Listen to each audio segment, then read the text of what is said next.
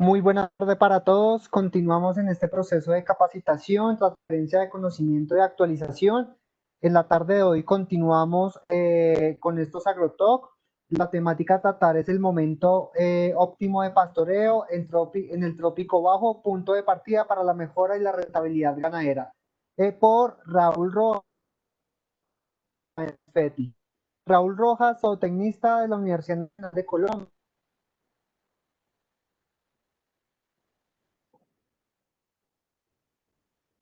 Del año 1990, desempeñó como asesor de fincas y en la evaluación del desarrollo de materiales de fecales, realizando pruebas agronómicas de ensayo, semicomerciales y comerciales, y ha realizado cursos de especialización de manejo de praderas, especies de forrajes y manejo de semillas en Argentina, Brasil, Chile, Colombia, Dinamarca, Estados Unidos, Holanda y Nueva Zelanda. La dinámica de esta agrotalk procederé con el señor Raúl Rojas para que pueda dar su intervención y una vez finalizada se abrirá el espacio para las preguntas y respuestas, pues para que ustedes puedan interactuar con Raúl. Muchísimas gracias por conectarse, gracias por hacer parte de Expo Agrofuturo Digital. Raúl Rojas, te doy la palabra. Hola a todos, cordial saludo. Vamos aquí a comenzar a presentar. Permíteme un momento, te paso el rol de presentador y ya puedes.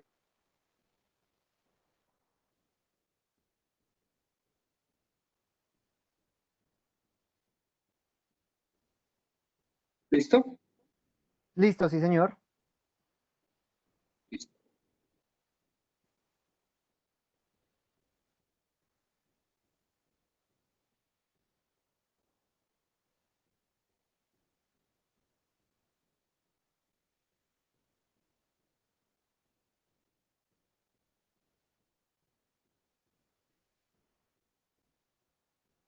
Listo, perfecto. ¿Me escuchan bien, Sebastián?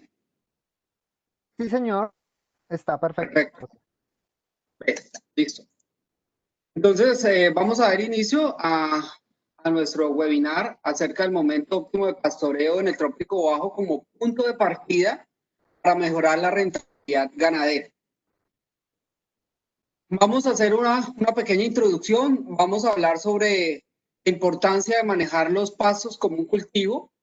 Vamos a hablar de no usar monocultivos en la finca y por último vamos a hablar de formación y manejo de la pastura donde está incluido el momento óptimo de pastoreo. Es importante tener en cuenta que día a día los costos de producción en Colombia y en muchos países es muy alto y obviamente la rentabilidad se ha ido disminuyendo. Muchas veces como productores siempre pensamos es en ahorrar gastos de alguna manera, quitar costos. De pronto si estamos fertilizando, quitamos el fertilizante, si estamos utilizando concentrado, quitamos el concentrado. ¿Y cuál es la realidad de todo esto? Que muchas veces todo lo que estamos quitando es necesario para nuestra rentabilidad.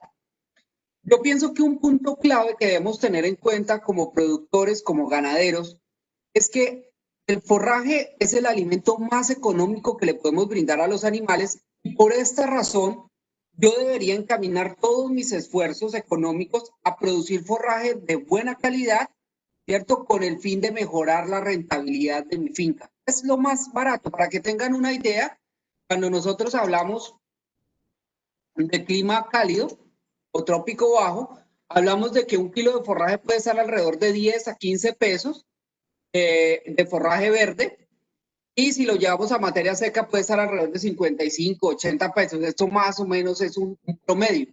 Realmente no vamos a conseguir un alimento más económico que el forraje y más si lo producimos en nuestra explotación. Entonces, yo como ganadero me debo trazar una meta.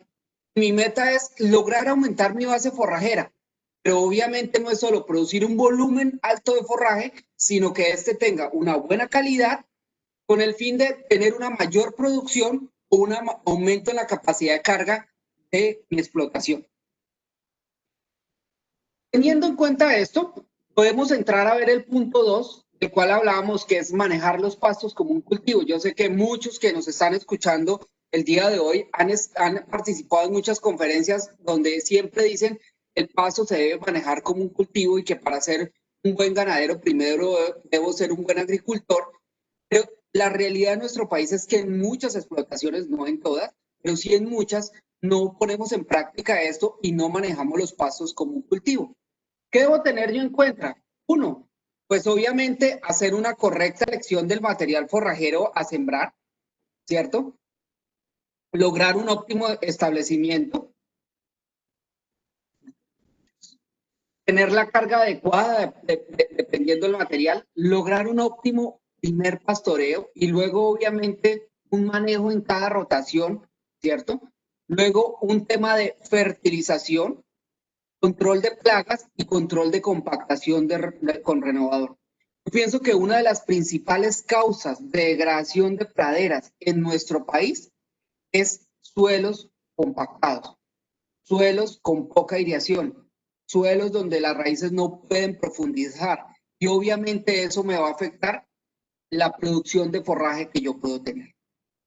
Entonces, el primer punto es hacer una correcta elección del material forrajero. Muchas veces lo elegimos por moda, porque mi amigo me dijo, o simplemente voy a un almacén agropecuario y pido, véndame la mejor semilla que tenga, sin preguntarme si realmente funciona bajo las condiciones de mi finca. Entonces empezamos a tener problemas como estos, parches dentro del potrero completamente despoblados, que obviamente disminuyen la eficiencia en producción de forraje y obviamente afectan la productividad de mis animales y por ende la rentabilidad de mi explotación. Entonces, por eso es tan importante lograr hacer una buena elección. ¿Y cuál es la realidad? El mejor pasto no existe, no existe el pasto maravilla. El mejor pasto es el que se adapta a las condiciones que yo tengo en mi finca, no solo de suelos, sino del manejo que yo le voy a dar y el objetivo que yo tengo con ese pasto. Por eso es fundamental hacer una correcta elección. Y yo me debería hacer una cantidad o una serie de preguntas y cuestionamientos para lograr hacer una buena elección, comenzando por el nivel de altura sobre el nivel del mar que está mi finca, la topografía, el tipo de suelos, la fertilidad del suelo, si son suelos de baja fertilidad o son suelos de mediana o alta fertilidad para hacer una buena elección. El índice de pluviosidad de la zona, esto es fundamental para poder elegir el material. Si tengo posibilidades de colocar un riego o no. Características del terreno, si el terreno es seco, si es húmedo, si se me encharca, la temperatura de la finca, el propósito de la explotación, y esto es muy importante. Muchas veces simplemente elegimos un material porque en la finca vecina lo están utilizando o porque simplemente está de moda y realmente de pronto no es el ideal para el propósito de explotación que yo tengo y no me va a funcionar adecuadamente. El sistema de pastoreo que yo tenga en la finca, si es un material precoz donde yo necesito rotaciones cortas, rotaciones de 20 o 25 días y simplemente manejo rotaciones largas, pues obviamente el material no va a poder expresar todo su potencial. Y obviamente un parámetro que nos ayuda a identificar cuál sería el mejor paso es los tipos de forrajes que ya existen en mi finca. Eso obviamente me va a ayudar. Entonces, como pueden ver, son muchas de las cosas que yo tengo que tener en cuenta para hacer una correcta elección del material forrajero a elegir. Otro punto fundamental o mi tercer punto dentro de este webinar es hablar acerca de que yo no debería usar monocultivos. ¿Por qué es tan importante no usar monocultivos y tener diferentes alternativas dentro de la finca? Con el fin de disminuir el problema de plagas o de enfermedades. Por ejemplo, si yo tengo solo decumbes en mi finca y en mi zona tengo problemas con mión o salivazo, ¿cierto? Que es un insecto chupador que seca la planta, pues me voy a quedar sin comida. Pero si yo tengo áreas de mi finca en decumbes, áreas de mi finca en brisanta, áreas de mi finca en un panicum, pues obviamente yo voy a tener la posibilidad que si se me muere la decumbes, o se ve afectada por esta plaga, pues obviamente voy a tener otra alternativa para poder alimentar a mis animales. Y obviamente disminuir problemas por condiciones de estrés. Si yo tengo zonas que se me encharcan y solo tengo un material y ese material no tolera el encharcamiento, pues obviamente en esa zona se me va a secar. Entonces yo tengo que empezar a elegir. Y aquí quiero traer a colación algo que me parece fundamental. Es un concepto muy personal y es que yo no debería utilizar mezclas dentro del mismo potrero, porque muchas veces, ¿cierto? O en su gran mayoría, las mezclas no funcionan adecuadamente porque por un lado tienen un crecimiento diferente y puede haber un material mucho más precoz que otro, y por otro lado, ¿cierto? La altura óptima de entrada y de salida puede ser diferente. ¿Qué va a suceder con esto? Obviamente los animales van a aprovechar el pasto que sea mucho más palatable, que esté mucho más joven, y van a acabar ese material y va a quedar el material que se está madurando. Entonces, por eso para mí, y un consejo práctico es, tengan áreas de diferentes materiales dentro de la finca. Un área en decumbes, un área en brisanta, un área en un panicum como mocaza o qué sé yo, ¿cierto? Y tengan grupos de animales pastoreando en cada una de estas zonas. No empiecen a mezclar la de cumbes pasar a la brisanta y de la brisanta pasar a la mombaza, sino hagan grupos de animales para que los tengan pastoreando ahí. Por todo esto, yo les estoy planteando, yo sé que muchos me dicen, no, es que mire, es que yo mezclo este material con este otro y me ha funcionado. Muy bien que les haya funcionado, pero tienen que tener mucho cuidado porque en el momento en que uno de los dos empieza a crecer mucho más rápido que el otro, de los animales, y se madura ese material, pues obviamente los animales van a preferir el más joven, lo van a repelar y lo terminan agotando. Y obviamente empieza a dar cabida para que vengan arbences o malezas y se me deteriore la pradera. Dentro del mercado colombiano existen muchos materiales. Están braquiarias y están los pánicos. Dentro de las braquiarias están todo este grupo de especies. Están obviamente los híbridos, está la especie brisanta, está la especie de cumbes, está la especie rusiciensis, está la especie de humícula, y dentro de cada uno de estos hay un cultivar diferente. Entonces, es fundamental asesorarme muy bien para poder establecer cuál es el mejor material que se adapta a las condiciones de mi finca. Por ejemplo, dentro de todos estos hay materiales nuevos como el híbrido Sabiá. Es un material excelente, de alta calidad nutricional, de buena producción, con buena tolerancia a sequía. Obviamente mejora la productividad de mis animales, pero si yo no tengo suelos de buena calidad o tengo suelos que se me encharquen, pues no es el material. Lo mismo sucede con los pánicos. Dentro de los pánicos hay varios materiales y han llegado muchos materiales nuevos como Agrosavia sabanera, como Kenia, como Tamaní, como Suri, ¿cierto? Pero cada uno tiene un nicho de mercado y obviamente yo tengo que enfocarme en lo que yo necesito. Entonces, por decir algo, hay materiales nuevos. Este es un material desarrollado por Agrosavia aquí en Colombia que se llama Agrosavia sabanera, con alta producción, con plantas con muy buen acollamiento, con buena tolerancia a la sombra, con buena calidad nutricional. La pregunta es si se adapta a las condiciones de manejo y de suelos que yo tengo en mi finca. Entonces, por eso es tan importante tener en cuenta esto. Entonces, yo no simplemente no puedo ir a decir, véndame el que está de moda o el último material o el mejor, sino hacer una buena elección de acuerdo a las condiciones de suelo, de manejo, climáticas, ¿cierto? Dentro de mi explotación. Y obviamente, una vez yo elijo el material, yo ya tengo que empezar a pensar en que es fundamental lograr un óptimo establecimiento. ¿Por qué? Porque el desempeño futuro de mi pradera depende del óptimo establecimiento que yo tenga. Y aquí traigo a colación un concepto que nosotros como Science utilizamos en crianza de terneras, ¿cierto?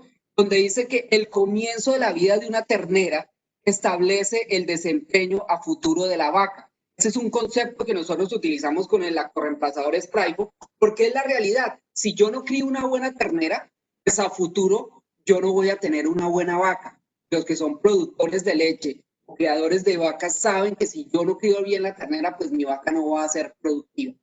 Entonces es fundamental tener en cuenta esto. ¿Y cuál es la realidad? Que el éxito parcial es peor que el fracaso total.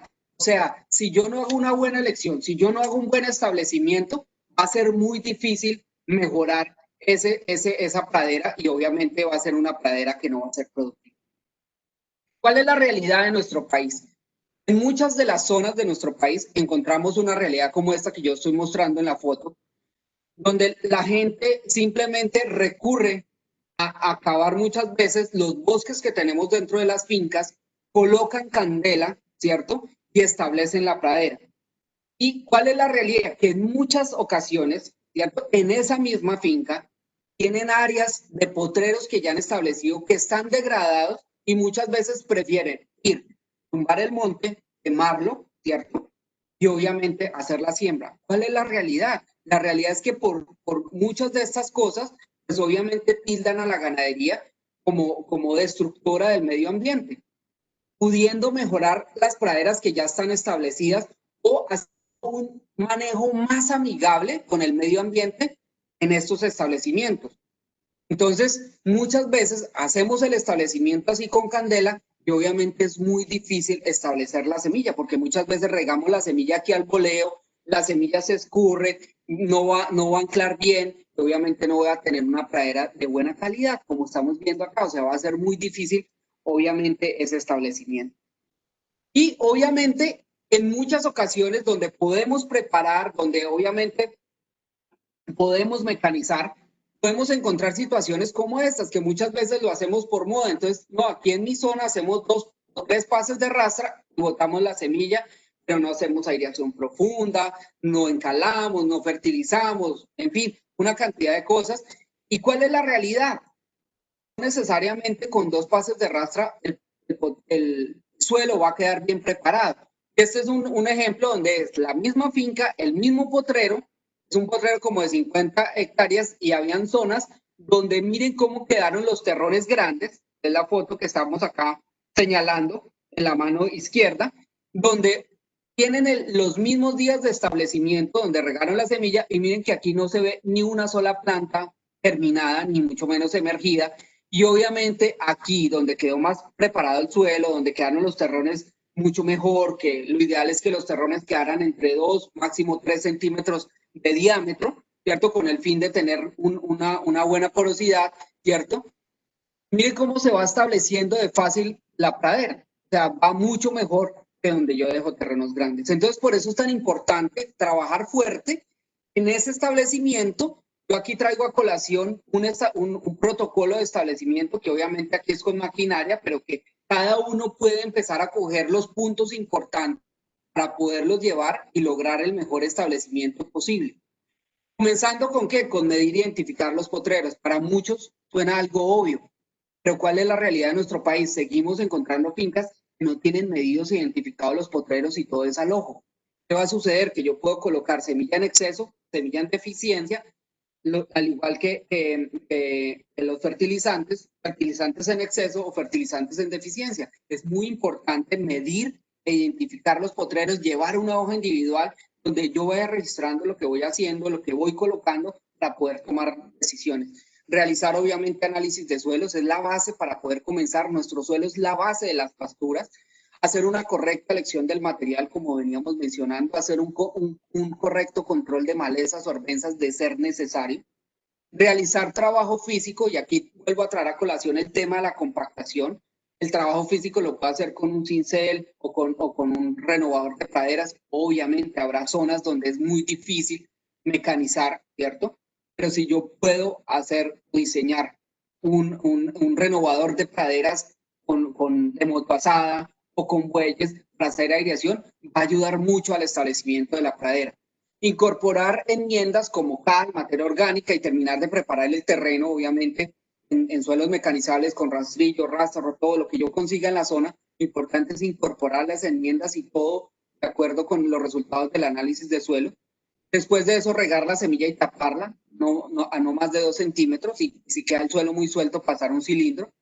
Hacer aplicación de fertilizantes de acuerdo al análisis de suelos y hacer un control de plagas y arbences de ser necesario. No siempre tenemos que estar colocando insecticidas o herbicidas, solo si es necesario para lograr un buen establecimiento. Este sería un protocolo general, como les digo, que obviamente cada uno va cogiendo aquí los puntos que puedan utilizar, ¿cierto? Para acercarme a lograr tener ese óptimo establecimiento. Miren acá, esto es muy común en muchas zonas del país donde simplemente quemaron, ¿cierto? Y que colocaron fuego. Si la única opción o lo que ya hicieron es eso, que vuelvo y digo, no es lo ideal, no es lo ideal, porque la idea es proteger los bosques, ¿cierto? Que son hábitats de muchas especies de animales, de muchos microorganismos. Entonces la idea es tratar de evitar esto. Si ya lo hicieron, pues de mi modo, o sea, la idea es lograr colocar la semilla dentro del suelo para que tenga una mejor germinación y emergencia, no simplemente regala al voleo, muchas veces en pendientes muy altas donde la riegan y obviamente hay una lixiviación de esa semilla, va a haber muchas pérdidas por escorrentía. Entonces es fundamental colocar la semilla dentro del suelo. Y aquí traigo a colación esta diapositiva donde me parece importante, donde hicieron un ensayo, donde colocaron simplemente la semilla en superficie, luego colocaron la semilla compactada, o sea, un poco metida dentro del suelo y tapada a 1 centímetro. Y miren la diferencia tan grande que hay en germinación y emergencia. Mire, del 3% de superficie subía al 72%. Y esa es la realidad de muchos establecimientos que tenemos. No es solo la cantidad de semilla que utilizo, sino cómo la coloco. Si obviamente yo dejo semilla en la superficie, pues obviamente la germinación no va a ser la ideal, las pérdidas de plantas van a ser muy altas y no voy a lograr un buen establecimiento. Y obviamente, todo lo que yo les voy a hablar más adelante acerca del momento óptimo de pastoreo, pues obviamente no se va a dar, porque esa es la realidad. ¿Cuál es la idea? La idea es, logré elegir bien el material, hice análisis de suelos, hice todas mis cosas, hice un buen establecimiento y vengo con el primer pastoreo. ¿Cuál es la idea? Que una vez yo establezca mi pradera, si hago todo bien, cuando yo ya tengo un establecimiento aproximado del 75%, donde ya está cerrando mi potrero, ahí yo puedo meter los animales, preferiblemente animales jóvenes, para hacer un pastoreo leve.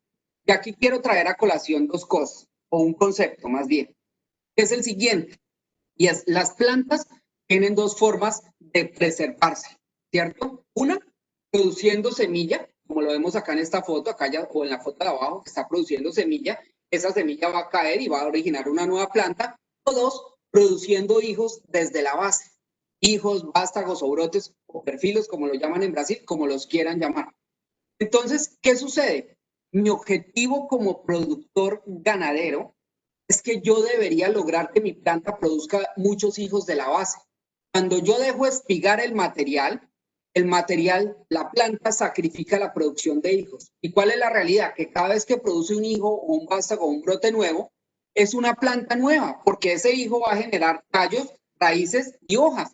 Entonces, entre más hijos tenga la planta, va a cerrar mucho mejor, va a poder competir mucho mejor contra las malezas y voy a tener una alta producción de forraje como tal. Entonces, ¿cuál es la idea? Yo establecí mi pradera y como menciona acá, pueden ser a los 60, pueden ser a los 80, a los 90 días, dependiendo las condiciones. Yo logro meter mis animales, hago un pastoreo leve, estreso la planta porque no la dejo espigar y la planta automáticamente dice, mire, no me estoy pudiendo espigar y necesito preservar la especie, voy a producir hijos de la base, ¿cierto? Para que no me vaya a morir. Entonces, ese es el objetivo. Y después de eso, a los 20 o 30 días, dependiendo de la recuperación, siempre antes de que se espigue, nunca dejar espigar. Por eso coloco estas fotos. No es que estas fotos sean para que lo hagan así, sino que ustedes tengan en cuenta que nunca debo dejar espigar. Ahí sí vuelvo a hacer un pastoreo normal, ya con animales adultos, si ustedes quieren, y ya la pradera está lista para ser pastoreada. ¿Qué le sucede a la planta? Mírenlo aquí gráficamente. Yo dejo crecer la planta ya tiene sus 70, 80 días, ya va cerrando obviamente ese establecimiento, le hago un despunte y automáticamente la planta va a producir muchos más hijos. Y al producir muchos más hijos, pues tiene más raíces, más hojas, mayor producción de forraje y es una planta que está fortalecida para el próximo pastoreo.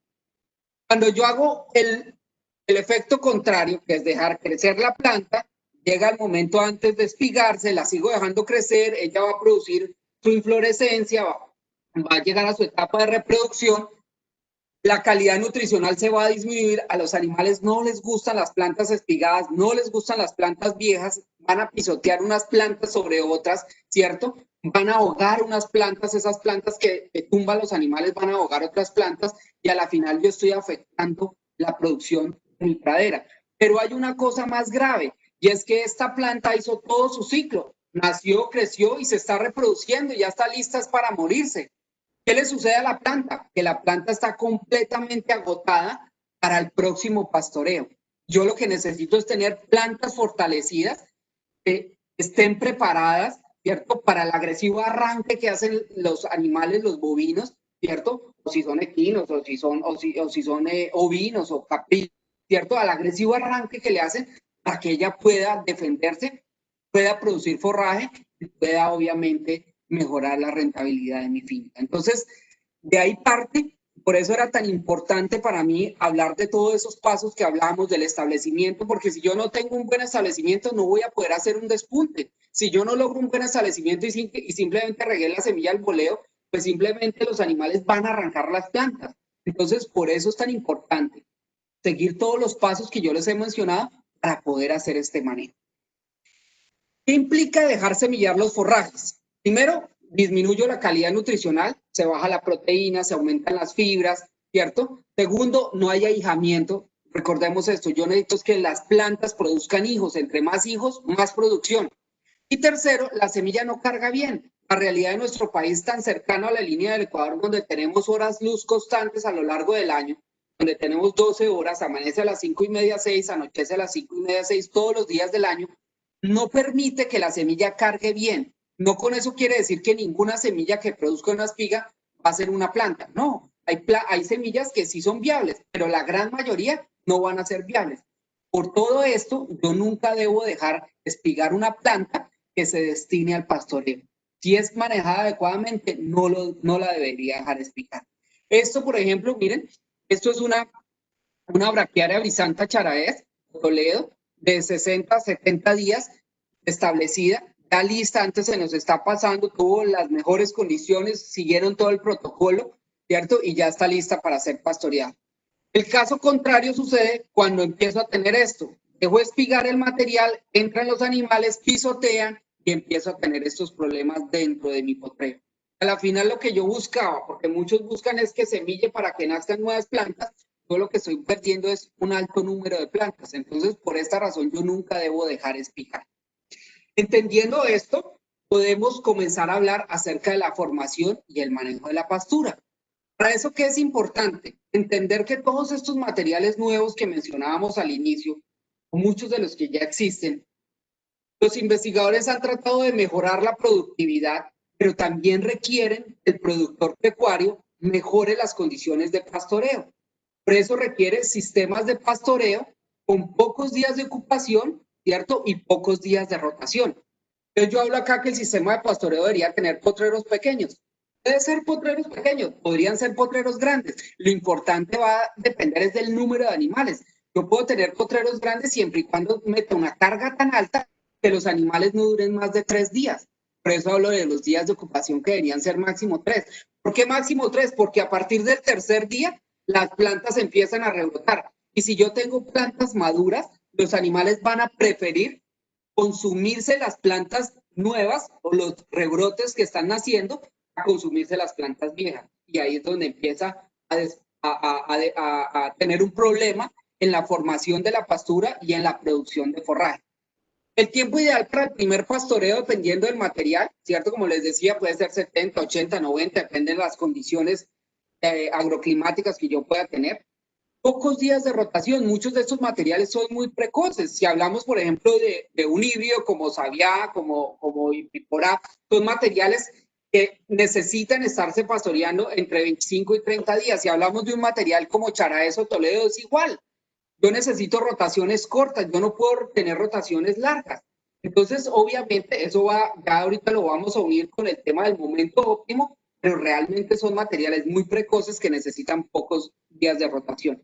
Uso de fertilización, de acuerdo al análisis de suelos, y uso de riego. A eso estamos llegando. Es la única manera y es el camino para lograr mejorar la producción y obviamente no solo de forraje, sino de mis animales y la rentabilidad de mi finca. Para eso es importante entender esto. ¿Cómo son las etapas de crecimiento de la planta? La planta va creciendo y al paso del tiempo aumenta su producción. Cuando llega al momento de espiga, pues obviamente ya llega a la etapa final de su vida y comienza a disminuir su producción. Pero miren cómo es la calidad nutricional. La calidad nutricional comienza alta y con el tiempo va disminuyendo. ¿Qué significa eso? Que yo nunca puedo obtener la mayor producción con la mayor calidad nutricional posible. Yo tengo que buscar ese punto medio donde tenga buena producción, ¿cierto? Y buena calidad nutricional. ¿Cómo logro entender eso y cómo logro establecer eso dentro de mi finca? Primero, yo tengo que tener en cuenta un parámetro que se llama intensidad de pastoreo, que es el grado de defoliación, ¿cierto? O de corte que yo le hago a mi planta, el remanente que me va a quedar como tal. ¿Por qué es tan importante esto? Porque si yo tengo aquí un hijo de una planta, ¿cierto? Ese hijo va a tener unas hojas que están haciendo fotosíntesis, unas hojas que están emergiendo, unas hojas que todavía no emergen, que es el punto C, unas yemas axilares y un punto fundamental que se llama meristema apical. El meristema apical es el responsable del crecimiento vegetativo de ese hijo. Si yo a ese hijo le quito el meristema apical, ese hijo se muere, no se muere la planta, porque la planta va a tener otros hijos que tienen el meristema apical acá mucho más bajo y no lo voy a matar. Pero si yo corto, aquí las H1, H2 y H3 son las alturas de corte.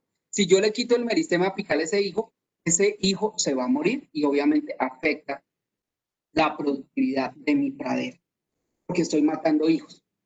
La ubicación del meristema apical varía dependiendo del material. Por eso yo les decía el tema de las mezclas. Por ejemplo, el meristema apical de una mombasa está más o menos por debajo de 30 centímetros. De 30 centímetros, puede estar alrededor de 25, puede estar 20, puede estar 10, dependiendo de la edad que tenga el hijo o vástago que yo tengo acá.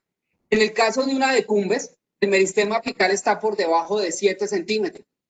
Entonces, la altura de remanente que yo voy a dejar es diferente para una mombasa que para una de cumbres. Entonces, por eso es tan importante tener en cuenta eso. Mírenlo acá. Esta es una braquiaria donde el meristema apical, lo estoy señalando acá con la punta de la navaja, está más o menos como a unos 8 centímetros. Es decir, este es un material que yo debería estar pastoreándolo con altura de entrada 30, salida de 15. Entonces, si está a 8 centímetros, no pasa nada. Pero cuando yo me paso del momento óptimo y dejo madurar la planta, bueno, esta es la foto del sistema apical para los que la quieran mirar más de cerca, cuando yo dejo madurar mucho más la planta, cuando yo me paso de los días de rotación y manejo rotaciones largas, los tallos tienen una elongación exagerada en busca de luz y se van a estirar. Y ese punto de crecimiento, en lugar de estar a 8 centímetros, va a estar mucho más arriba. En este caso lo encontramos a más o menos unos 28, 29 centímetros, donde debería estar por debajo de 10. Y obviamente, ¿qué sucede? Cuando yo dejo espigar ese material, se forman unos tallos y un material muerto tan alto que el animal no se lo va a comer. Y obviamente, cuando yo llego y corto, les voy a matar muchos hijos porque le estoy quitando su meristema apical. Ojo, no mato la planta, mato hijos. Y aquí quiero traer a colación esta foto, donde en esta finca tienen mombasa y en algún momento la visitamos, estaban teniendo problemas porque se les estaba agotando la mombasa muy rápidamente. Fuimos a analizar, entramos a mirar qué estaba sucediendo.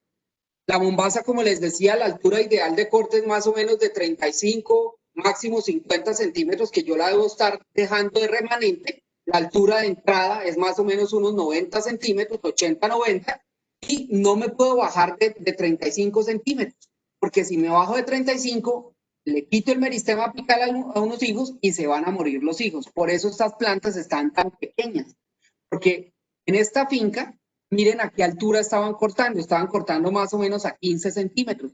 ¿Qué hacían? Mataban hijos, y al matar hijos, obviamente, la macolla se iba reduciendo. Yo necesito tener una macolla con muchos hijos, una planta mucho más grande, que tenga muchos hijos, brotes, vástagos o perfilos, para que sea una planta mucho más fuerte, para que sea una planta mucho más productora y mejore la producción de mis animales. Entonces, mire cómo se va agotando. ¿Qué sucede? Cuando yo hago un manejo correcto, y aquí está mi meristema apical, ¿cierto? Y hago la altura de corte por encima del meristema apical, no pasa nada. La raíz muere proporcionalmente a la de las hojas y en pocos días la planta se recupera sin ningún problema.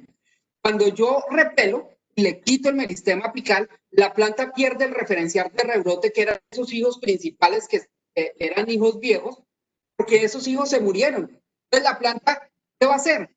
La planta tiene que volver o va a depender de los hijos nuevos o de la formación de nuevos hijos para poder volver a producir forraje. Y acuérdese, la raíz muere proporcionalmente a la cantidad de hojas que yo dejo. Entonces, ¿la planta se va a recuperar? Sí, pero se va a demorar mucho más tiempo y va a disminuir la producción que tenía porque obviamente yo afecté el número de hijos que tenía. El caso contrario pasa cuando yo empiezo a dejar mucho material, como en estas fotos. Miren esta cantidad de material muerto y de tallos que dejo acá que al animal no le gusta consumir. Este es otro ejemplo con Mombasa, donde como yo les decía, la altura de Mombasa es 90, que es aquí abajo, y aquí la estaban cortando a 110, ¿cierto? ¿Qué sucede con esa Mombasa? Que obviamente al crecer cubre la luz y empiezo a tener una cantidad de tallos y de material muerto en la base que no es apropiado y que bajan la calidad y que a la final voy a tener con el tiempo una situación como esta, donde tengo puros tallos que el animal no se los come y obviamente afecta la productividad. Miren acá el desperdicio que tengo. Puros tallos que los animales lo van a pisotear y no es lo ideal. Entonces, cuando yo dejo pasar el material del punto óptimo, empiezo a tener un acúmulo de tallos y de material muerto o material en senescencia y obviamente el animal no aprovecha el material. Miren esto en estrella, donde cuando yo tengo esa cantidad de remanente de tallos y de estolón, el animal solo va a comer un 20 o un 30%. Yo debo quitar esos y no permitir que se formen esos. ¿Cómo lo permito? Haciendo pastoreos rápidos, de acuerdo al material. Porque hay una cosa más grave, que es que cuando yo dejo elongar exageradamente los tallos empiezan a formar unos hijos aéreos, unos vástagos aéreos, que son estos que están aquí arriba, que no son eficientes haciendo fotosíntesis, porque la lámina foliar de estos que están aquí arriba, miren que es muy corta, comparado con el hijo que es producido desde la base de la planta. Por eso yo debo buscar que mi planta produzca hijos de la base, para que cuando llegue una condición de verano o un problema de estrés, la planta esté fortalecida. Cuando no está fortalecida, sucede como estoy mostrando en la foto, una pradera completa degradada, que obviamente no es productiva ni mucho menos es rentable. Para eso los investigadores establecieron que el momento óptimo es cuando la planta, las hojas captan el 90-95% de luz y solo un 5% pasa al suelo, con el fin de que las hojas que están en la parte de abajo reciban luz y no se mueran, porque el grave inconveniente es cuando no reciben luz, se van a empezar a morir. Para eso lo hicieron con un espectrofotómetro y obviamente relacionaron esa intercepción de luz con la altura de la planta. Por esa razón, establecieron altura de entrada y de salida para los diferentes materiales. Aquí está el ejemplo de Mombasa, donde la interceptación luminosa ideal es del 95%. Cuando yo me paso de ahí, esta línea verde, que son las hojas, comienzan a disminuir y aumentan. La línea azul, que son los tallos, y la línea azul oscura, que es material muerto. Y obviamente eso afecta la productividad de mi finca. Lo mismo acá, un experimento donde cogieron una braquiaria a 25 centímetros, que era lo ideal, y la dejaron crecer a 60 centímetros o a 120. Miren cómo disminuye el porcentaje de hojas de 96 a 51. Y obviamente los tallos aumentan del 4% al 47%. Eso es baja calidad nutricional para mis animales. Por eso yo buscar tener es producción de vástagos basales, que vengan desde la base, que produzcan bien y que yo respete la altura de entrada y de salida de cada material. ¿Cómo lo puedo hacer? Sencillo, con 1 metro. Esto es la típica Mombasa manejada a 1.30, 1.40. Mire que es la misma persona, mire a dónde le llega el pasto. Y la altura ideal de entrada de una Mombasa es 80, 90 centímetros. Mire la diferencia. Yo voy a lograr que los animales coman mejor calidad, la planta se recupere mucho más rápido. La gente tiene miedo de que al hacer este manejo no se recupere. Se va a recuperar mucho más rápido, va a producir más hijos, va a cerrar mejor la pradera y obviamente el objetivo es que a un futuro no muy lejano yo empiece a hacer un manejo en mi finca de esta manera. En lugar de pasar del potrero 1 al 2, al 3, al 4, empiece a saltar los animales de acuerdo al potrero que esté listo. Paso mucho más avanzado. Por el momento, mi único consejo es, cojan un potrero de la finca, empiecen a manejar la altura del pastoreo, hay que mirar cómo está ese remanente, los tallos que tiene, si hay que de pronto guadañarlo, y empiecen a mirar, porque la idea es que todos los involucrados, especialmente el que pone el pasto, entiendan el concepto, de lo contrario no les va a funcionar y se van a quedar sin comida. Medir la altura simplemente con 1 metro, con una cinta métrica aquí, esto simplemente es es una radiografía con un palo de escoba y con una cinta métrica pegada, donde yo la coloco y obviamente la radiografía sube y mido la altura. Entonces, esto ya para finalizar, fundamental. Cada material ya tiene alturas de entrada y de salida. Esto es en braquiarias. Miren, por ejemplo, Charaes, altura de entrada 30-40, salida 15-20. Sabía que es el híbrido, altura de entrada 30, salida 15. Cada material tiene su altura de entrada. En Pánico es lo mismo. Miren, por ejemplo, Kenia o Agrosavia sabanera, altura de entrada 60-70, salida 25-35. Normalmente, lo que uno encuentra en la finca es que las alturas de entrada y de salida son mucho más. En otros materiales, como Sinodon, como Estrella, como Tiston, como Jigs, la altura de entrada debería ser más o menos 25-30, salida 10-15. Entonces, ya está establecido eso con el fin de cosechar la mejor calidad nutricional. ¿Con qué fin? Con el fin de aumentar la producción. Mire, yo puedo aumentar un 30% de la producción. Esto es una mombaza. De pastorearla a 1.40 pasaron a 90, donde obviamente, miren, con 90 logro 14 litros en promedio versus 10 que lograba con 1.40. Lo mismo, un pasto elefante, donde pasaron de cortarlo a 1.20, le bajaron a empezarlo a cortar cuando tenía altura de entrada de 1, y miren, pasaron de 75 a 114 litros de leche. O sea, es una diferencia muy alta.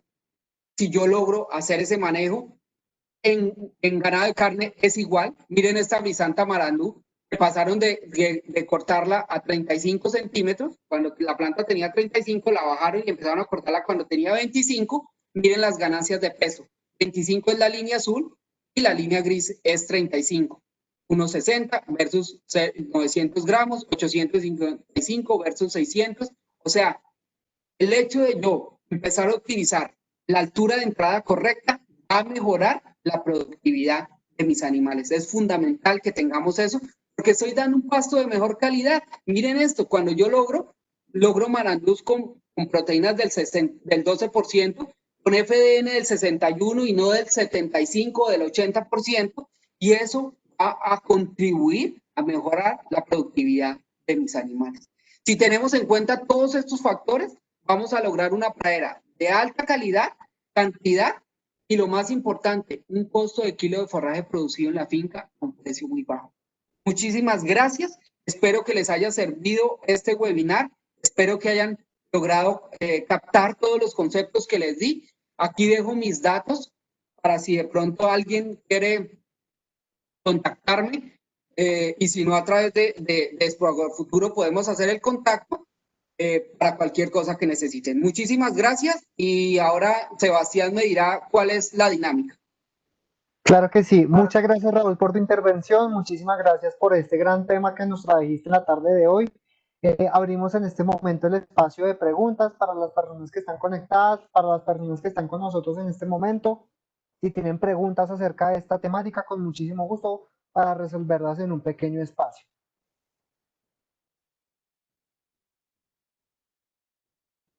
Bueno, nos pregunta por acá Diego Díaz.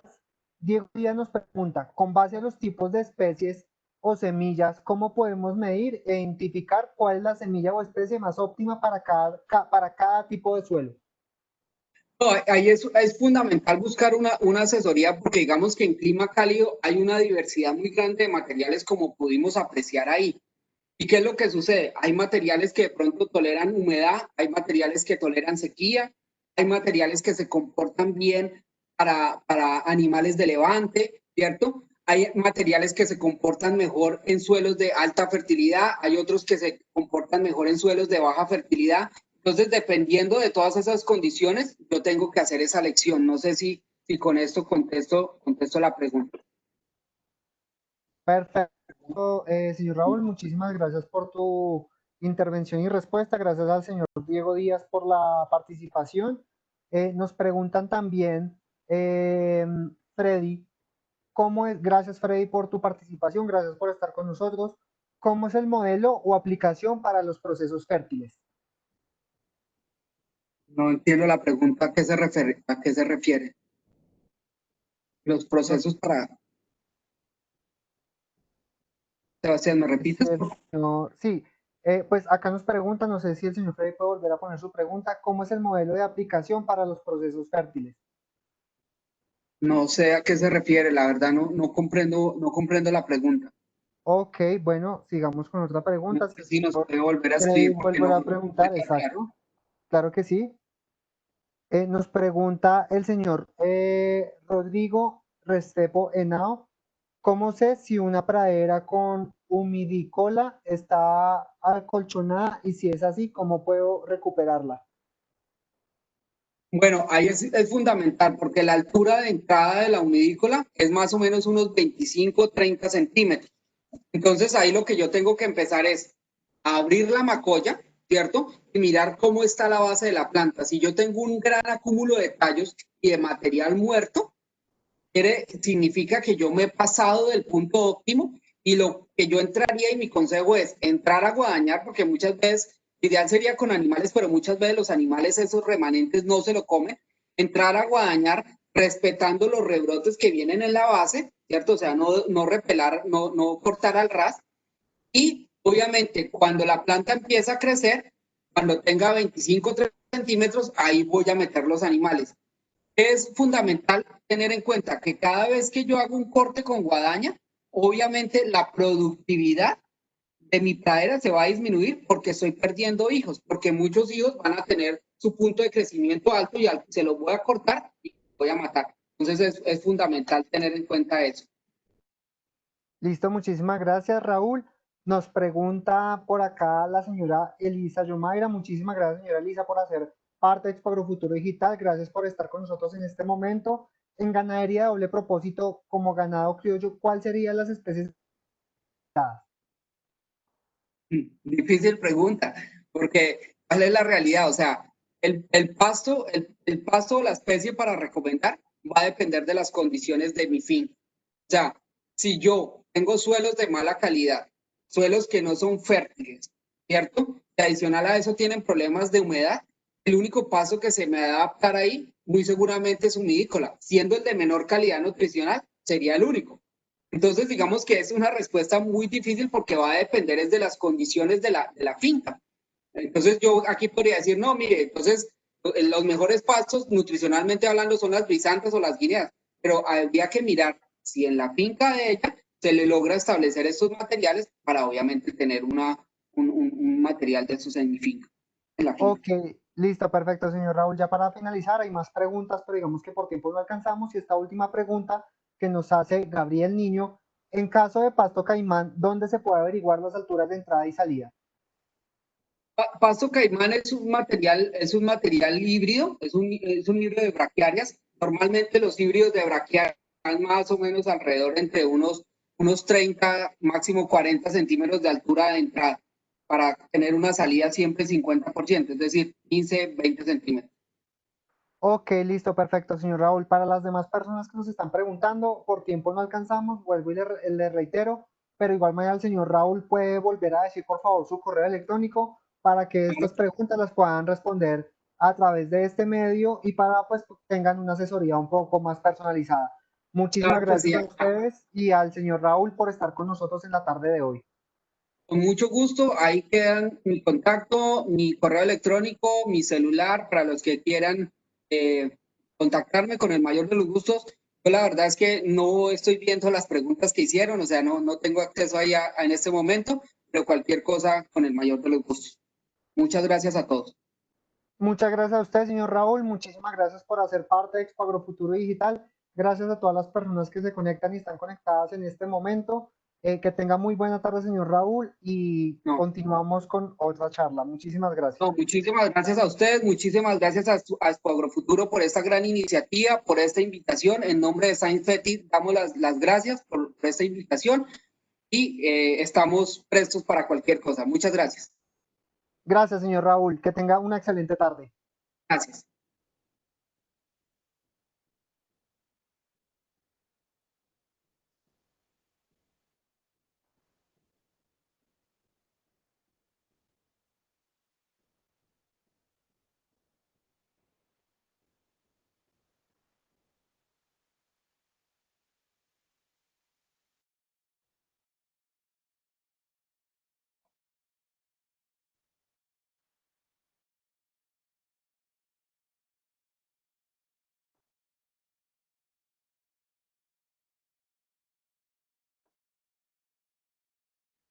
Bueno, para las personas que siguen con nosotros en este momento conectadas, para todo el público que está con nosotros, continuamos con este espacio de transferencia de conocimiento, todo el tema de actualización y capacitación.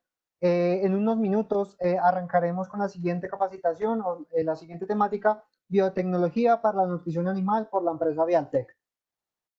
Gracias por conectarse con Expo Agrofuturo Digital.